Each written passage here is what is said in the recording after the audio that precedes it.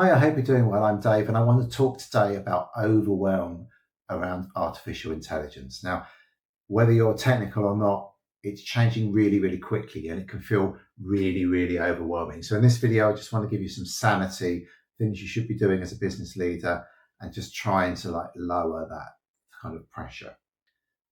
Because with any new technology, it can feel really, really overwhelming.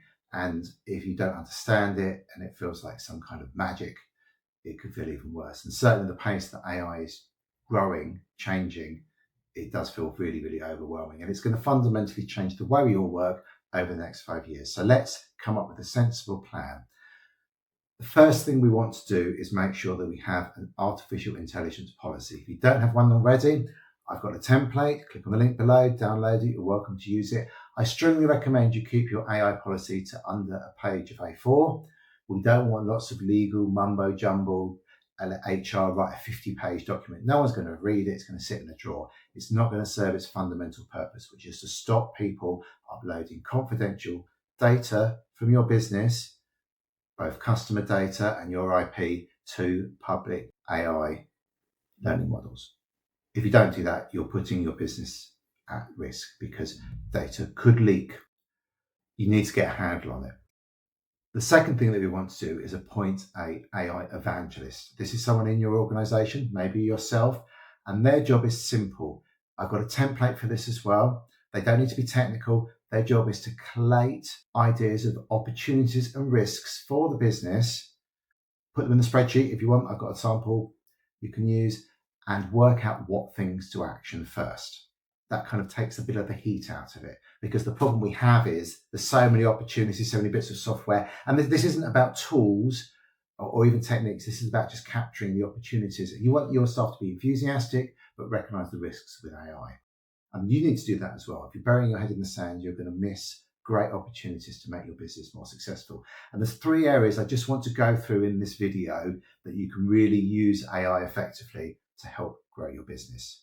The first one is new sales opportunities and general sales opportunities, because if you're not capturing them and getting back to people quickly, they're going to go to a competitor, and AI can really help with that. Now, I don't mean for 1 minute you let AI do all the work for you and go back to customers. What I mean is it can acknowledge, and your team can jump on the inquiry more quickly. By doing that, you'll make more sales and make more money. Really worth looking at. The second thing that we can look at doing is automating busy work. The way I envisage this working is each of your staff members will have something called a digital twin. That is an AI version of the work they do, and that will have different skills within it. Maybe in the future, maybe 70, 90, maybe even 95% of their work AI can do. But that doesn't mean you're going to sack 75% of your staff. What's much more likely to happen is that these AI digital twins will carry out some of the work for each person within your organization, because you've spent a lot of money, time and energy training these people. If you were to get rid of them, AI may be able to do 90, 95% of the work. But what about that last 5%? That skills and experience is extremely valuable. So think about it that you're going to be able to do more with less by eliminating the busy work.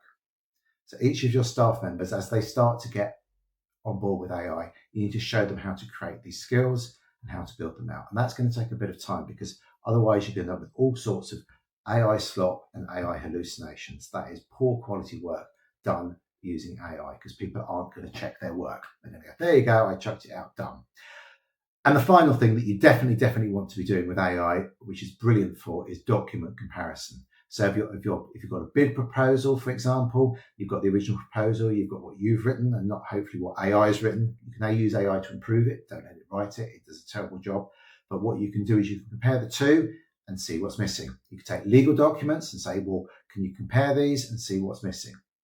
You can use it to summarize meetings, and then off the back of that, you can then go and create a summary of what we propose we're going to do.